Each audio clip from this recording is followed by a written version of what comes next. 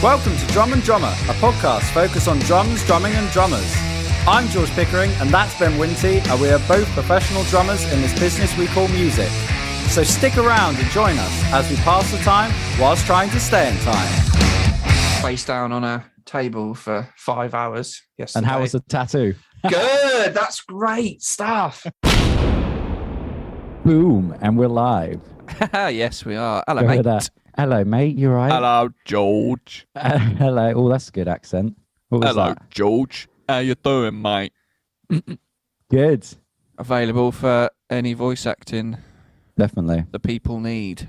The people do need. Where would you say that voice was from? What part of England? Hello, the world? mate. I don't know. South It London. sounds like your buddy G when people just do nothing, trying to do an English accent. That's always my favorite thing. Where he's like, "You're all right, mate. You all right, mate." That's my absolute favorite thing. No, I'm good. I just been for a swim. Swimming's going well. I'll tell you what I did today. I'll give you a quick synopsis. Swimopsis. Swimopsis. Fucking There we go. hell. Now we're started. Oh, come on. Come on. Jurassic Park. Back of the net. That is. God, that's good. Do you know what? He keeps dropping puns, my swimming teacher. He kept going, because I am Dropping them in throwing the you. pool. Where he keeps going, he said, I am throwing you in at the deep end. And I'm like, was that? But I don't think he quite has a sense of humor. But I tell you what I did. So when I've been swimming, I'll do a length, get to the end of the pool, stop, and then swim back. I did I can't remember what it's called, a touch tap, something like that, where you grab the end of the pool and push off with your feet. I've never done that before. It's an absolute game changer. So I asked him at some point, can we do the flip one? You know what I mean? When you watch the Olympics and you get to the end and they do a front flip, because I've never done that. But yeah, it's going great. It's You had a lesson. I had a lesson. I have lessons every Monday. Did you not learn when you were a kid? No. So this is what's interesting. I never really learned. I think when I was in primary school, I might have done a bit, but it was literally like, can you do 5 meters? And I thrashed around and made it to the end, but that was it. So yeah, this year I started to, swim. As I said, I've never Get a nice breathed little out certificate. underwater. It says, congratulations, George didn't drown. Yeah, exactly. Great. Exactly. Off we go. Exactly. But now it's getting there. It's getting to the point where when I go lane swimming, the other day, someone was like, do you know what? Like, you have that lane, because you know how you have to go around in like a loop. Sure. Like, if you ever go lane swimming, you get to the end and then you go over a bit and then you come back on the other lane. And someone twice, 2 different people actually said to me, is like, look, you have that lane, I'll have this lane. I'm just going to slow you down. And I was like, yep, I'm getting there. I'm learning how to swim. But what crawl? What you doing? Front crawl? Front crawl. That's the thing. You get in a lane swimming situation, and most people are just doing the slowest breaststroke you've ever seen. So you almost have to wait, because I'm like a bullet. Thing is, my swimming, I can do a length brilliantly now, but I have to have a break because I'm like, that's knacking me out. It's the breathing. Breathing's a hard bit. But yeah, it's all going well. Just need to learn how to do it in the sea. Before the Ironman in September, which, every day I'll go, it depends. Some days I'm like, I think I can do this, this 1.2 mile swim. And then other days I go, nah, I think I might die. So, yeah. Like a lot of things, isn't it? It is, yeah. It's got to get could do this. Nah, can't be I think bothered. I might die. Yeah. How you been anyway? You've been doing a lot of drumming. I've been doing a lot of drumming, boy. Which is more important for this podcast than my swimming lessons. So Swimmer. I don't even really know what you've been doing. Yeah. Tell me. So I'll give you a quick rundown. Yeah, it all just seemed to fall into one little sort of 10-day period. Archie McKeown, I drummed on his superhero song that came out the other week. Go and listen to it. Song. It's really good. He came back. Bosh, he's got another song. So he wanted me behind the kit again. Lovely jubbly. That was a nice session. Another good song. Then a couple of days later, I had Ben Marwood back in the studio, and I drummed again for him. Now, this is an interesting one because I've met Ben through Oxygen Thief. We were on the same label, Extra Mile, and so did a few gigs with him, just got to know him through that. And then he's come and recorded a few times, and he was like, "Oh, do you want to play drums?" Yeah. On a song, and he'd come in and I'd do my thing, hear the song, chart it out, bosh bosh bosh. Yep. And then what's quite nice is he's just kept coming back, and that's quite a nice feeling. Like, he wants me to drum on some more, Yeah. And I didn't know whether it was, it never really knew like what the beef is going into the session. Like, it's just kind of turn up and it's like, okay, he wants to do this, and and he was like, kind of has kept coming back over the last few years. I mean, he's taken his time with this album, but he came in and it was like, cool, what we doing? And we actually did a track again. We'd already done it about a year before, right? But he wanted it slightly faster, right? So it's not my fault, it's not my fault. He's just gone away and listened and gone, oh, I picked the wrong BPM. Yeah. I want it 4 BPM faster. Wow. So we redid the whole song, drums for the song. And I was like, but charts boy, I still had my chart. Yeah. Did you change anything? Well, there was nothing I played that needed changing. It was literally just, can you do the same thing but at this new speed? Yeah. So I had my chart, so I kind of had to I listened through to what I'd done before. And just kind of, I mean, there's going to be little differences. It's been like 12 months since I last did it. But, so that was kind of weird. What kind of music is Ben Marwood for the listener who hasn't he's heard like, of it? I guess you'd sort of say, it's him and an acoustic guitar, really. But some of his albums are full band. Right. This is the first sort of, I guess, nothing on the album as far as I'm aware is finished, but this is, the first things, this album would be the first thing I've drummed on. Cool. So it's kind of folky. Yeah. He's very, I mean, he's got such a good voice and such good timing and great acoustic player. So it's kind of like, wouldn't be amiss to see him on a bill with Frank Turner. Yeah. That sort of thing. But yeah, that was just weird being like, oh, okay, fucking phone's ringing. Christ. Pause. But that was a weird feeling of being like, oh, I've got to do the same song again. Yeah. I guess I was expecting like, oh, it's going to be, a new song. Oh, Yeah. piss off. Edit this out. Ah. Nah, keep it in. Yeah, I've only had that once actually at your studio when we did the City Skies EP and we redid Last Breath. And there was almost like a nice feeling to it of it's already been done. I don't know if you had that. It feels like, well, I know what I'm doing. There's nothing, there's no uncertainty because you've sort of already listened to. Sometimes you'll record the drums and then you'll get the song all together and you'll listen back and you go, oh, I wish I'd changed that, or but we were happy with the song. We just re-recorded it and it was good because we went, oh, well, I know I'm going to be happy with this because I was happy with the first one. If that makes sense. Yeah. I guess this was slightly weird in the sense that the song nothing else is recorded. Yeah. So it's not my music. No. So, but fine. Yeah. And then Brilliant. I did some drums on a new song as well, which was good fun. And then I had actually spent 2 days in the studio with Barry and Neil recording some new Oxygen Thief. Cool. So what's going on there? Yeah. As in, I mean, in a because it was sort of that had sort of stopped. Yeah. So basically, quick summary: like me and Neil Barry was a solo artist doing acoustic guitar and singing, but really heavy. He's playing the acoustic like he's playing an electric. And we did some shows with him, and we were like, "You should do this full band." And he was like, "No." And then we just recorded one anyway, and he was like, "Yeah." And then we did 7 years with him. Yeah. Did a few tours. Just to say, what do you mean recorded one anyway? As in, you would try it out. We'll play. So me and Neil just worked out one of his songs. Oh wow! And recorded drums, bass, and guitar. Right. And then just sent it to him. Oh, amazing! And just said, "We could make your song sound like this." Yeah. And he was like, "Oh, that's quite good actually." So then we ended up doing 3 demos, And then we were like, yeah, this is cool. And then Extra Mile were like, yeah, this is really cool. Then we did an EP and then 2 albums, I think, over the years. And we did a few good big tours. Yeah. Some festivals. And then it got to the point where we actually decided me and Neil weren't going to continue doing it just because of other commitments. Yeah. And we did a final show at the end of January 2020. And it was really good. It was like loads, a lot of people.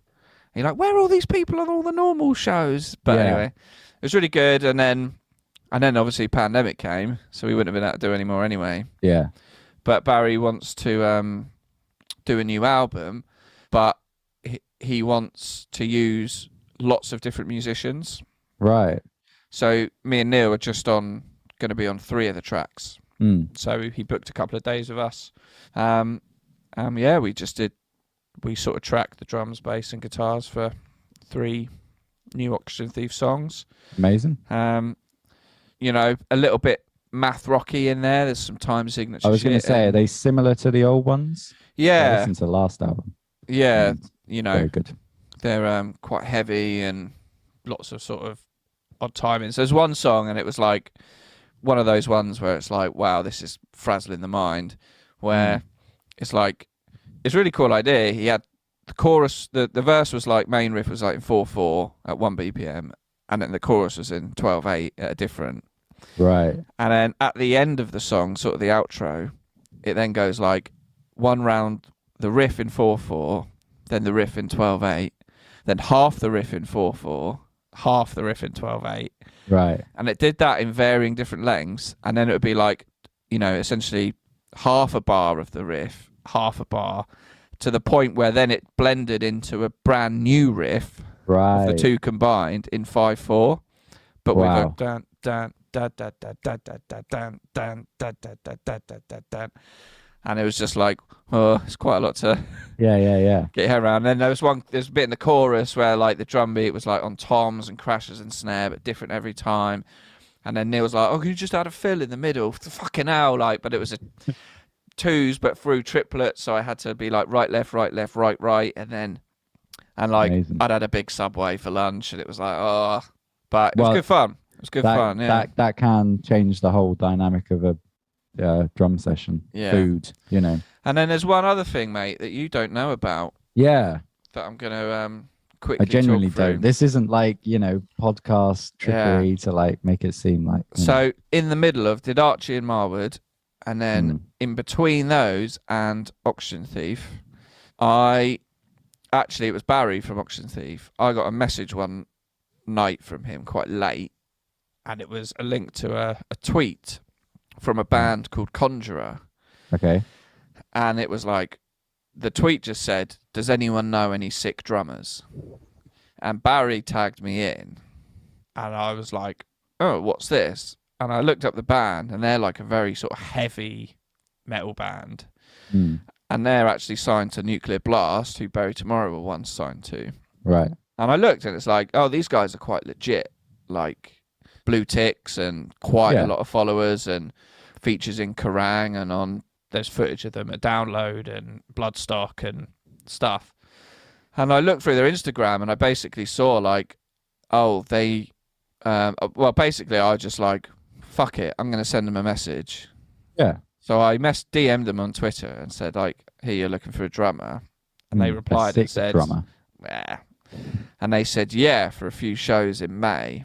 Right. So I looked through their Instagram, and I basically saw, like, oh, they've got a little Scandinavian tour in May for 3 days. And first off, I was like, could I do that? Could I physically do it? And I was like, well, don't worry about it in a minute. Yeah. So I messaged them back. I said, yeah, cool. Like, sounds good. And they said, oh, we're asking drummers to record a video of themselves playing our song Choke. So I was at a wedding gig on Saturday, and I had a listen to the song. It was like 6 minutes long. And it was like, it's pretty darn complicated. A lot of double kick, time signature things. I was like, I'll need to listen to it properly. So Monday night, I had a proper listen. I put the song in Pro Tools and I mapped it out. I've got a click track going to it. And then I wrote out a chart, and I'll put the chart on Instagram because it's fucking insane. Yeah. And then I was like, well, I don't even know if I can do the gigs. I don't know if I can physically do it. And then my brain starts going like, oh, could I do a festival in Sweden playing 10 songs like this with 3 weeks notice? Yeah. And I was like, don't think about that. Don't think about that. Just go, do I want to do a video? Do I want to learn this song? Yeah. And I had Tuesday afternoon and Wednesday, I had a bit of time. So I set my kit up upstairs and I charted it out and I was like, I think this is possible. I think this is something I could play. However, there's a couple of sections of like a proper fast, like blast beat. And I've never really done that before. And one other section where the double kick is really like, and I was like, I can't do that because I just haven't done that for years. I can do double kick where it's like, but I can't double the speed of that. Yeah. So I was like, I'm not going to let that put me off. So I spent a few hours and like just playing through the song, and just, it was very challenging. But I got to a point where I was like, I can play it, I can blag the blast beat a bit, and I'll just halve the double kicks in that section. Fuck it, and I'll film it. So I filmed it on Wednesday, and it was like, well, they might go, no, we really want someone who can nail those things. Yeah. In which case, cool. But I thought I'm not going to let that stop me doing the video. So then I synced the video up to their track, just like cut out the low end so you could hear my drums in the room. I didn't record my drums properly, just the iPhone. Yeah. And then it was like, but I don't even know, let's say they go, oh yeah, it's really good. Like, can you do these gigs in Sweden and Norway? And I go, maybe, but I've got a wedding on the 20th. I've got the wedding the day after, which I really need to be back for. But anyway, I was like, fuck it. So I sent them this video. And that was like 5 days ago. Haven't heard anything. Cheers, lads. Thanks. It was leading somewhere great, but no. They've not even replied. Well, you're right though. You did. Yeah. Don't think about it. Just whatever there is there. I think that's a good lesson to go with, because just thought I'd see how far down the rabbit hole. Yeah. I'm willing to go with it. And if they say like, oh thanks, but it's not up to the level we need, that's absolutely fine. Yeah. But then it was like, I don't want to rule myself out just by going, oh, I've got a wedding on the Saturday. Yeah, exactly. Or, oh, I don't know if I could learn 10 songs. Because it's like, it's quite a good opportunity. Yeah, and also, otherwise, you'll never do anything. It's exactly, like, I had exactly the same thing. Well, not exactly the same thing, but yesterday I saw on a page, it said, drummer needed for a gig on the Isle of Wight from like 27th of June till the 4th of July. Like, it was a week, And I had one gig in amongst those days, and I went, oh, maybe I should just not apply for it. And I went, no, just apply, because then, I can dep it out. And also he might already, and sure enough, I texted the guy and he said, hi mate, I think I've already got someone, but can I keep your number, like, just in case I need someone, and I was like, well, there you go. Like, it was sort of I could have just gone, oh, well, I've got a gig already. But instead I went, well, I have a gig, but you can work around it. It's like, but no, it's great. So I've done a lot of drumming. You have. My back hurts and my knee hurts, but it was good. Like, I was like, that's a lot of drumming, but it's kind of what I do. Yeah, exactly. A bit. But that was, just kind of like, oh, I'll just see what happens. And fuck it, just record it. And I've got the time, I can have a go and learn it. And we'll see. And so far, I haven't heard anything back, but never mind. I've got a cool video of me playing this sick metal song. Yeah, exactly. Maybe I could put a little clip up on our Instagram, but without their music. But I could just sort of show you. I'll definitely put the chart up because it's insane. Yeah, we'll put that on Insta. They're a great band anyway. But let's take a little break, Georgie boy. Take a break. See you in a bit. Bye.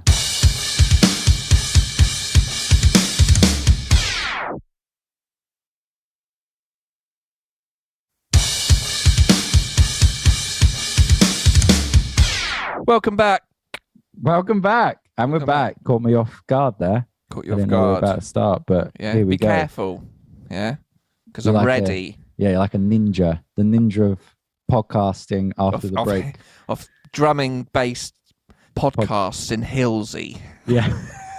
Brighton. It's the number one drumming bass podcast in the Hillsy area on Thursday afternoon. So don't knock it. So something I was going to say, but I didn't want to interrupt. So when we were talking about Oxygen Thief, I got to tell you this story because it's just ridiculous. So I went to one of your gigs years ago. I want to say 2019. Do you remember when it was? Right. Feels about right. 2019 probably. And might have been. Yeah, I think it might have been. Maybe like November. Yeah, it was autumn. We were touring with Jonah Matranga from That Far. was it, yeah. Yes. And that was an interesting gig, just to jump in before you tell your story. Yeah, that was interesting because we were main support on the tour. Yeah. But us three from Auction Thief were also his backing band. Yeah. So you had a busy night. Yeah, you know? 2 sets, baby. Two sets a night. So I went to one of your gigs at the Joiners in Southampton. Which was, not to be funny, the worst gig of the tour, but yeah. And so in the day, this is all based around food. So in the day, I'd eaten a lot. This was in my, let's call them my eating years.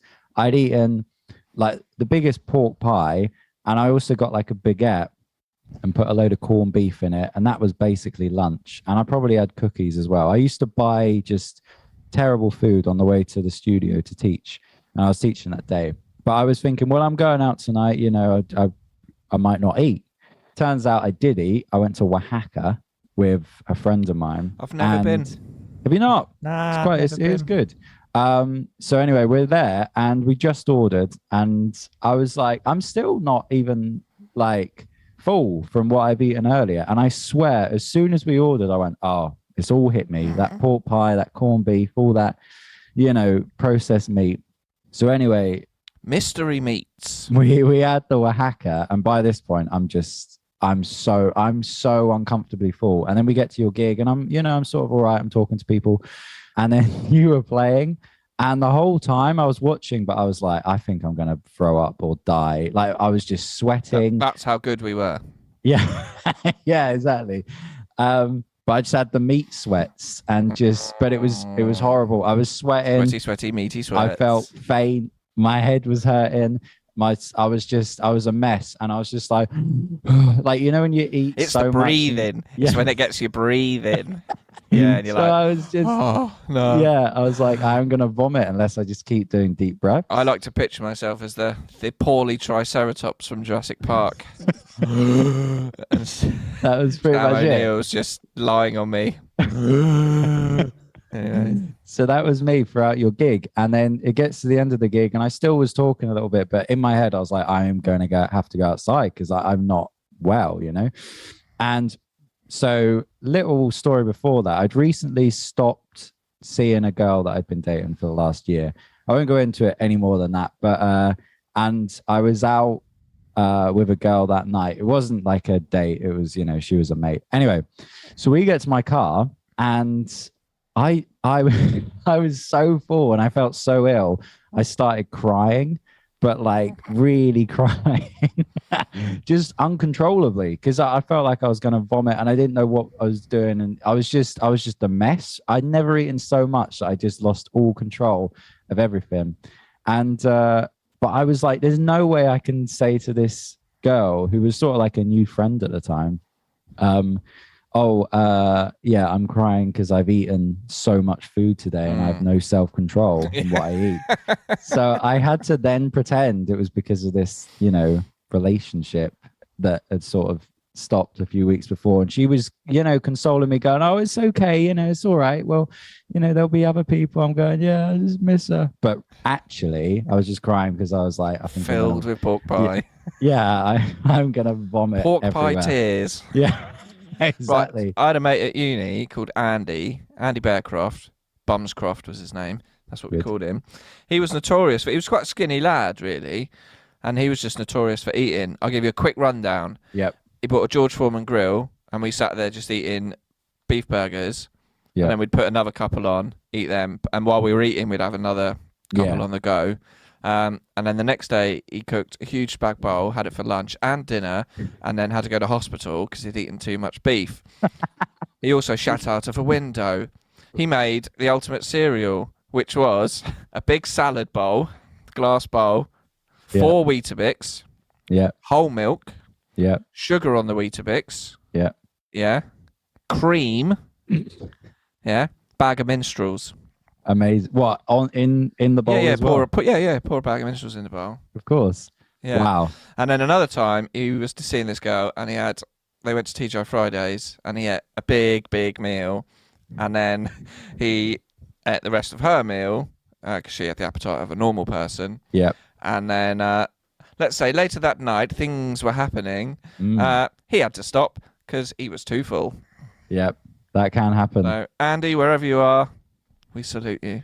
Hope you're doing well. Yeah, lack of self-control when eating, it can be fun, but it's... did you know, quick fact, before we move on to actual drum stuff. I bloody love facts. It takes your brain 20 minutes to know that you've had food or like know that you're full. So when you eat something, even though you feel like it, it fills you up instantly, it actually takes 20 minutes until your brain goes, oh no, you are full. Okay. So yeah, and I eat quick. I eat quick, boy. So if I famously. So if I finish dinner and then like 10 minutes later, I'm like, I'm still hungry.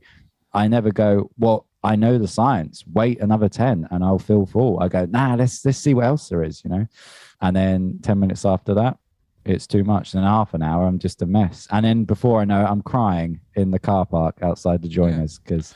So people out there, if you ever see George on the streets crying, if he's crying, it's probably because he had a big pork pie. Oh, you know what time it is. You know what time it is. What are you doing? I was clicking. It felt jazzy the way you were singing. Not coming through at all. Is it not? Not even that. It's just going boom, boom. What time is it? It's time of the week, baby. Time of the week. Here we go.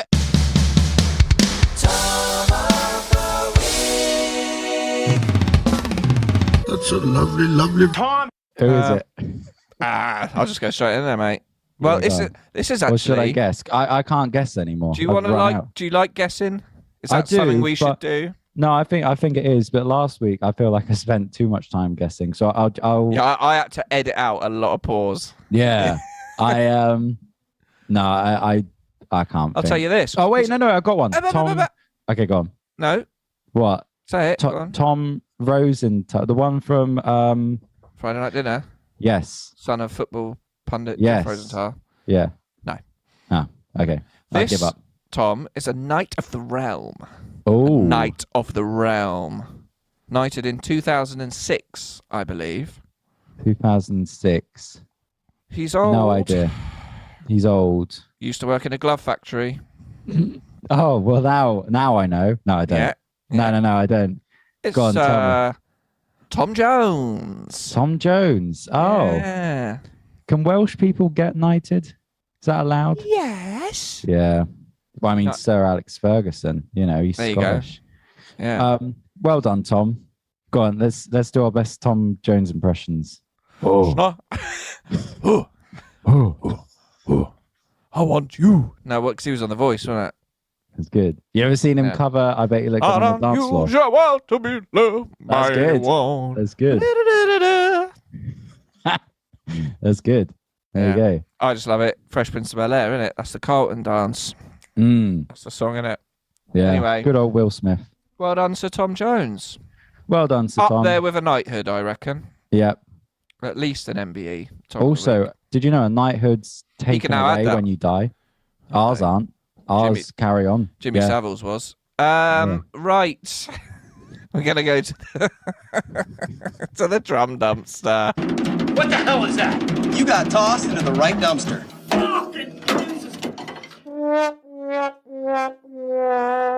Right, this is... Yeah. Sorry. Right.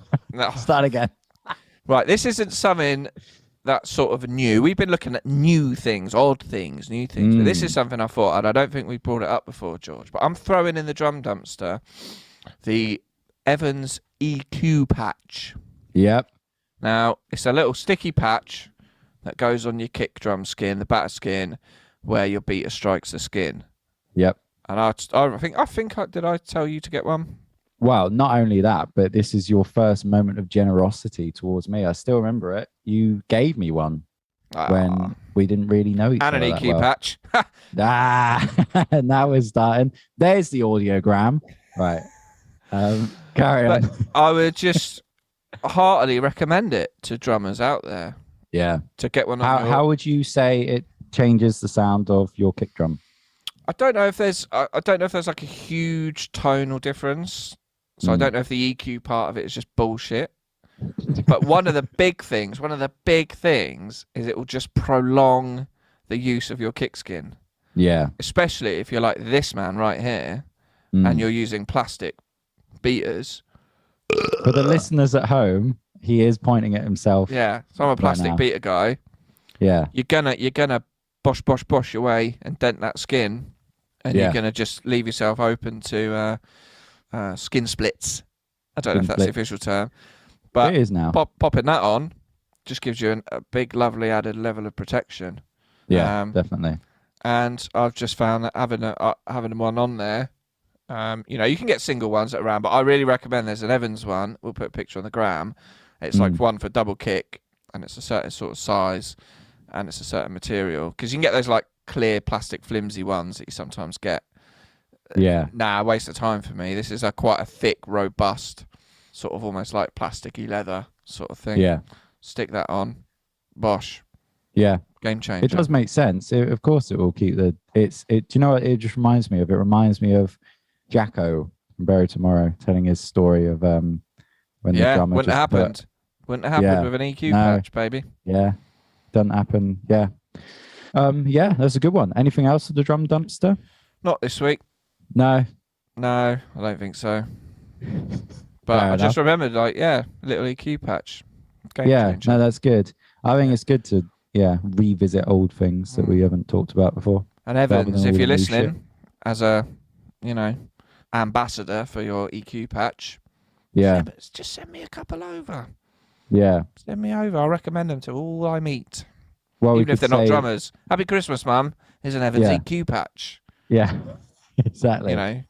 Yeah, put them in the stockings for kids. Great stocking filler for drummers.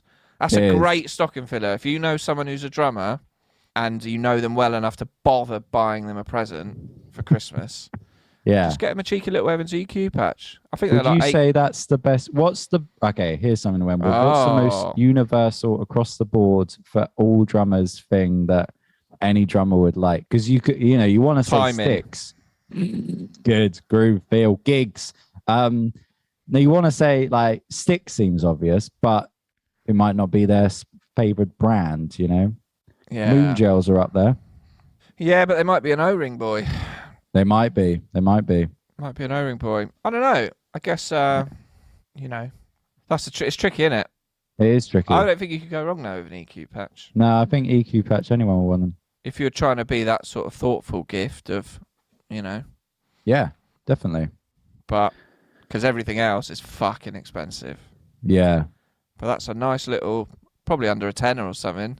Yeah. There you go. But and it'll last a while. Big time. And that will keep then it saves you having to spend 50 quid on a kick skin. Yeah. As regularly. So exactly. There we go. Anything else, Georgie boy? No, I think that's it. Nice. Good little chat. Very nice. Lovely. Enjoyable. Weird that it's just you and I. Yeah. I and you. Back. But I'm sure we'll have guests again at some point. We're working on some, aren't we? We are. We've got some in the pipeline. Very exciting. But I was just too tired to coming off because not only have I been doing all that drumming, I've been recording bands and stuff as well in the studio. So it's been pretty relentless. And it's Bank Holiday Monday. We're recording this. Yeah. It's all right for the banks to get a day off. I know. Do you know what I mean? Do they need a day? They close at 4. We've got to count money. We're open Monday, the second Monday after the lunar eclipse between 11 and 1. That's when you can visit the branch. Yeah, exactly. When I lived in Spain, it was ridiculous because they open at 11, then they have a siesta and then close at 2 to get in that little window of 1 till 10 past 1. Do you know what? I went to the bank just to finish up. Yeah. I went to the bank once and they no longer accepted cash. Really? I couldn't pay in cash. That's weird.